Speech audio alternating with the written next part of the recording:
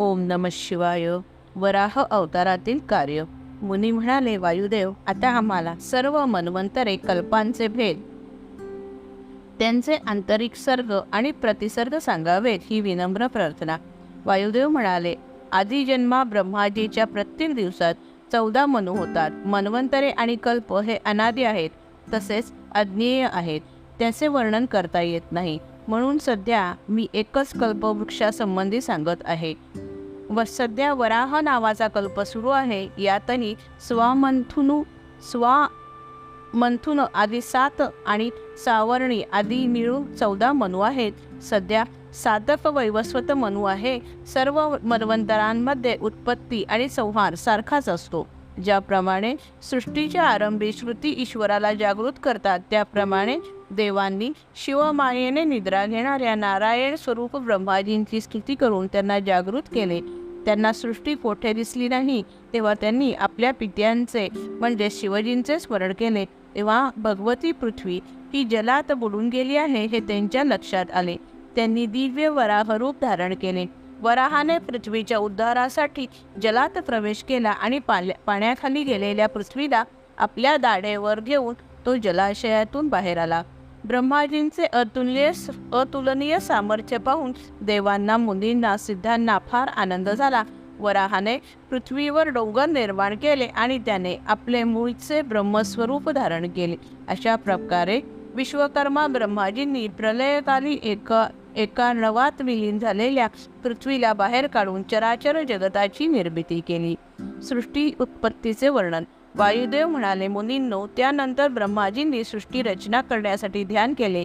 त्यांच्यापासून मोह, महामोह, तामिस्त्र, अंततामिरा आणि 5वी अविद्या निर्माण झाली. यांचा आविर्भाव धरला. ध्यान केल्यामुळे हे जग 5 प्रकारांनी तयार झाले. ब्रह्माजींना हे योग्य वाटले नाही. ब्रह्माजींनी पुन्हा ध्यान केले, तेव्हा ऊर्ध्वगामी सात्विक सृष्टी झाली. हा देवसर्ग होय. देव सुखसंपन्न, प्रसन्न, अंतर्बाह्य शुद्ध, तेजस्वी आणि ज्ञानी झाले. ब्रह्माजींनी पुन्हा हा अव्यक्त प्रकृतीचे ध्यान केले, तेव्हा सात्विक संसारी जीवांचा स्रोत प्रगट झाला. हाच मनुष्य सर्ग होय. ब्रह्माजींनी सर्वप्रथम मानवपुत्रांना निर्माण केले. धर्म, संकल्प आणि रुद्र मिळून यांची संख्या 12 होते.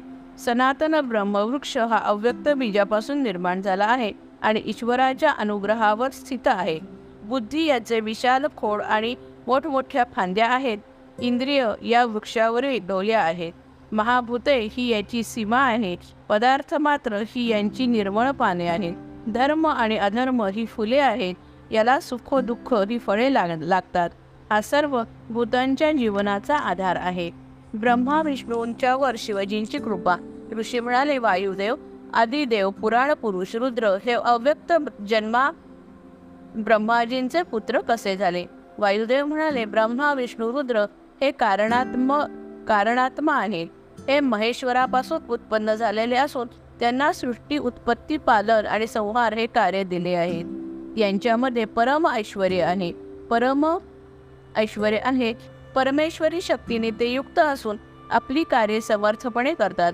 विभिन्न कल्पांमध्ये हे 3 देव वेगवेगळ्या प्रकारे उत्पन्न होऊन एकमेकांचे हित करीत असतात. त्या कल्पांच्या वृत्तांताला अनुसरून ऋषीगण यांच्या प्रभावाचे वर्णन करतात.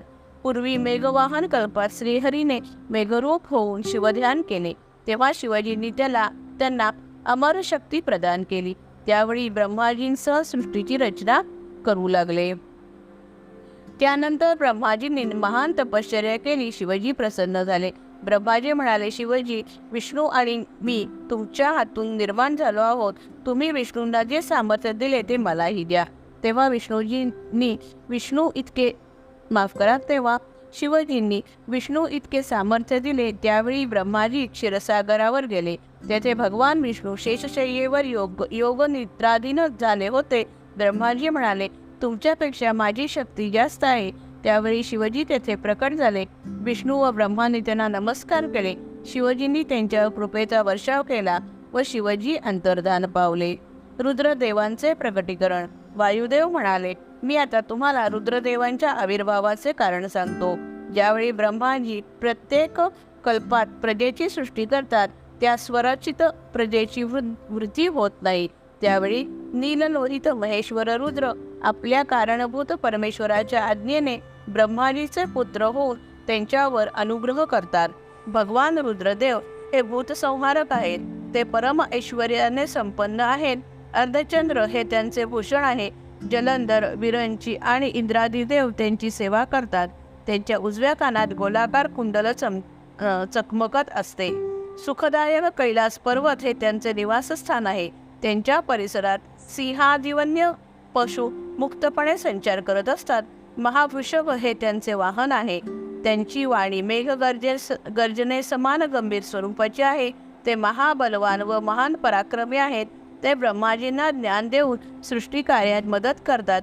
त्यांच्या कृपाप्रसादामुळे कल्पात ब्रह्माजींच्या प्रजासृष्टीचा विस्तार होत राहतो.